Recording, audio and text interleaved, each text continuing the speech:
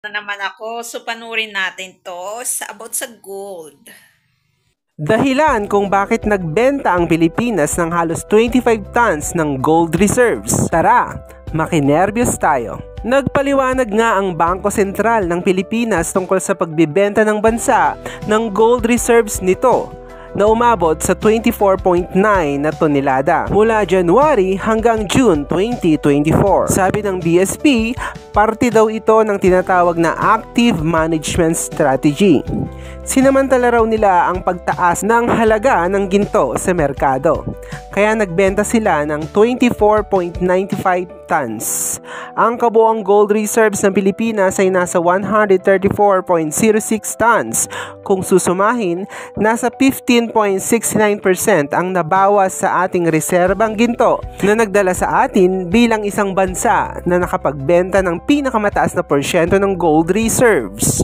Ayon naman kay Attorney Sal Panelo, dating Chief Presidential Legal Counsel ni former President Duterte, ang pagbebenta daw ng gold reserves ay senyales na may problema ang bansa sa pananalapi dahil ang gold reserves ay binibenta lamang daw kapag kailangan. Kung wala ng pera ang bansa, para hindi mabankrupt at mauwi sa pagkasira ng ekonomiya. Teka muna, ba't naman tayo magbebenta ng gold reserve? Yung pong gold reserve, yan kaya nga tinawag na gold reserve, reserva yan. Nagagamitin lang natin kung kailangan, kung wala na tayong pera, para hindi tayo bankrote, masira ang ekonomiya natin. O kung nagbibenta kayo, ibig sabihin, may problema tayo.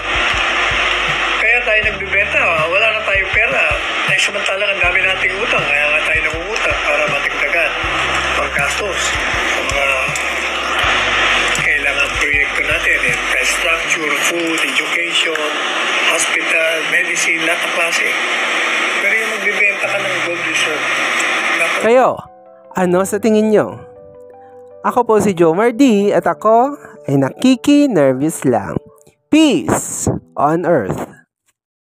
So, tama nga naman. Kasi bakit ka naman mag-stock ng gold or bumibili ng gold as a being investor na sinasabi nila?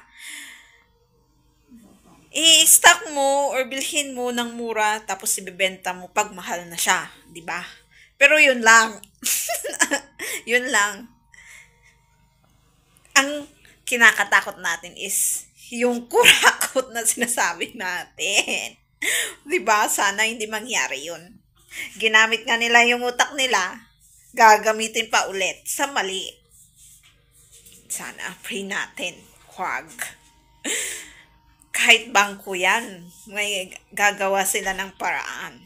Kasi reserve ng Pilipinas yan eh. Funds din yan. I hope so not. So, wala lang. Gusto ko lang i-additional to sa mga content ko. Ipaglaban yung dapat ipaglaban. The career professionals in the department, don't you think, Mr. Chair? Yeah, sometimes. Last question, ma'am.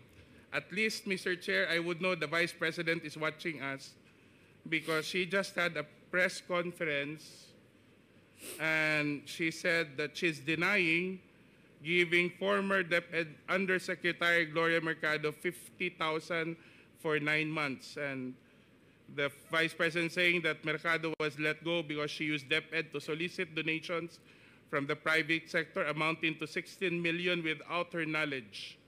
And she adds that she will provide the media with paper trail to back up her claim, describing Mercado as a disgruntled former DepEd official. I think, ma'am, given your long history and long service to the Republic, 40 long years, I think it's fair for you to be given the opportunity to reply to the Vice President. I think, I don't want to do this, but since siya na yung nagsabi, i-turn over ko na yung envelope. The envelopes where the money was. Comsec? So it's 9 envelopes. Kuha po yung envelope. So it says hope and the amount is there. Kasi ang sakit naman nun, ordinaryo lang akong trabahante, tapos inano ka ng vice president, di ba? It's very painful. Ma'am, ilang taon na po kayo? I hope you don't mind. Gusto ko lang pong malaman kasi sabi po ninyo 40 years na po kayo in government. I'm 65, sir, but So when you were appointed as USEC, noong 2022 ba? 2022? How old were you at that time? I was 64. 64. Yeah. I'm sure sa edad ninyong yan, after pagkatapos nyo pong pag-ingatan yung iyong pangalan for the past 40 years? Sabutin ko yun. Yes, sir. So, okay, anyway, thank Sir, you. Mr. Chairman, I'd like to... Mr. Chairman, Mr. Chairman, dito po ako. Ay, Mr. Chairman, Mr. Chair, can I continue first? Congressman, wait, before I recognize Congressman Paduano, ma'am. Yes. So, thank you for watching. Don't forget to subscribe, click the notification, comment if you want, and share sa my next videos.